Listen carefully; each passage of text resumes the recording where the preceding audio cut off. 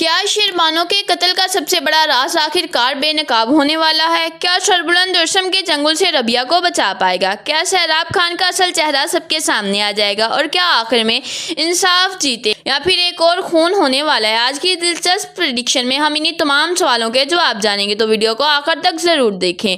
دوستو، کہانی ایک ایسے موڑ پر پہنچ چکی ہے جہاں ہر راز آہستہ آہستہ بے نقاب ہونے والا ہے۔ اب ہر کردار کی اصلیت سامنے آنے لگتی ہے۔ وہ سچ جو اتنے عرصے سے پردوں میں چھپا ہوا تھا اب سب کے سامنے آنے والا ہے۔ کہانی کا آغاز اس وقت ہوتا ہے جب سربلند کسی ضروری کام کے لیے حویلی کے پچھلے حصے کی طرف جاتا ہے۔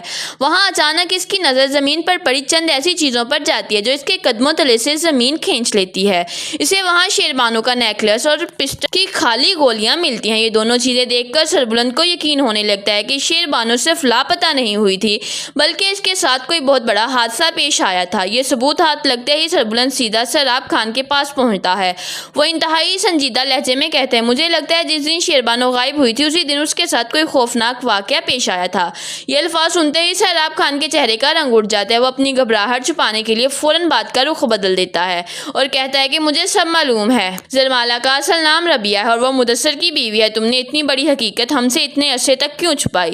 سراب کی یہ باتیں پیچھے کھڑی شیریں بھی سن لیتی ہے۔ اب شیری کو احساس ہو جاتا ہے اگر یہ راز مزید دیر تک چھپا رہا تو سب کچھ برباد ہو جائے گا۔ دوسری طرف ترسم بھی مسلسل ربیہ کو تلاش کر رہا ہوتا ہے۔ وہ اپنے سب سے قابل آدمی زرمت کو سربلند کی حویلی میں جاسوسی کے لیے بھیج دیتا ہے تاکہ کسی بھی قیمت پر ربیہ کا سراغ مل سکے۔ جیسے ہی زرمت حویلی پہنچتا ہے، شیری خفیہ طور پر اس سے ملتی ہے اور اسے بتا دیتی ہے جس ربیہ کو ترسم اتنے دنوں سے ڈھونڈ رہا ہے وہ اسی حویلی میں زرمالہ کے نام سے رہ رہی ہے۔ زرمت فوراً جا کر ترسم کو فون کرتا ہے اور ساری معلومات بتا دیتا ہے۔ یہ خبر سنتے ہی ترسم غصے سے پاگل ہو جاتا ہے۔ وہ اسی رات اپنے مسلح آدمیوں کے ساتھ خاموشی سے حویلی میں داخل ہوتا ہے اور سیدھا ربیہ کے روم کمرے کی طرف بڑھتا ہے۔ اچانک ربیہ کی چیخ پورے گھر میں گونج اٹھتی ہے۔ آواز سنتے ہی سربلند دوڑتا ہوا وہاں پہنچتا ہے۔ جیسے ہی اس کی نظر ترسم پر پڑتی ہے وہ فوراً اپنی پسٹل نکال کر فائر کر دیتا ہے۔ گولی سیدھی ترسم کے بازو میں جا لگتی ہے، لیکن زخمی ہونے کے باوجود ترسم اپنے آدمیوں کی مدد سے ربیہ کو زبردستی اغوا کر کے وہاں سے فرار ہونے میں کامیاب ہو جاتا ہے۔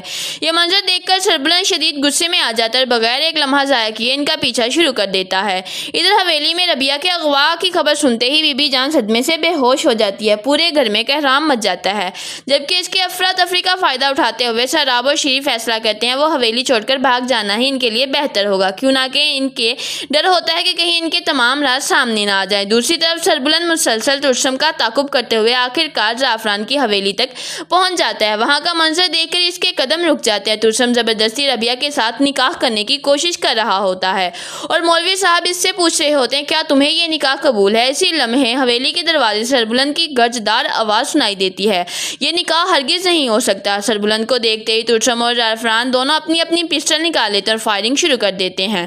ہر طرف چیخ و پکار مچ جاتی ہے۔ اسی ہنگامے میں اچانک ترسم کے خود سربلند کے سامنے آ جاتا ہے اور ایک گولی سیدھی اس کے سینے میں جا لگتی ہے۔